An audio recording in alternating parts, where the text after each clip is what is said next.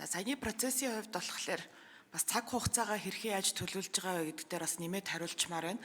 Тэгээд Эрдэнэс 5-7 компанийнханд гэж хэлэхэд ерөнхийдөө бол бид Эрдэнэс 5-7-ыг зөвхөн нэг одоо төсөв бүрдүүлэгч нэг ийм аж ахуй нэгж бусад одоо элдв янзын засгийн газрын хөтөлбөрүүдийг санхүүжүүлэх ийм зорилгоор ашиглагаасаа илүү Эрдэнэс 5-7 компани Монгол улсын бас нүүр царай болсон одоо энэ нүүрсний зах зээл дээр дэлхийд тэргүүлэгч тоглогч болсон ийм компани болох ёстой маа.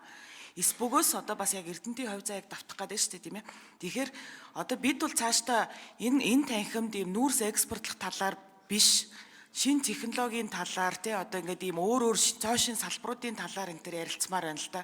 Тэгэхээр энэ дээр бол одоо яг Эрдэнэс Монгол, Эрдэнэс 5-7 компаниуд бол бас түүчээлэх ёстой шүү гэдгийг бас хэлэх байна. Тэгээд энэ цаг хугацааныхаа хувьд Товон сайдаа нэг нэмээд хариулаад өгөөч. За, Цэвэг доржийн Товон сайд нэмж хариулъя.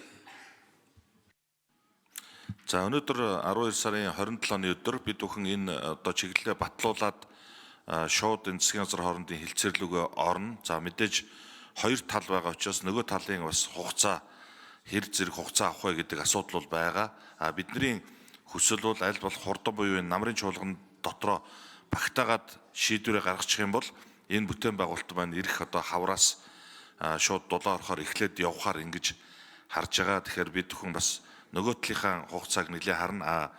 Хятад элчин сайдтай болон одоо бусад албаны хөгжил сэтгэлийн хорооных энтертэй яриад энийг маш хурдан хугацаанд бас шийдэж өгөөч гэдэг урьдчилсан байдлаар саналуудаа бол хэлсэн байгаа.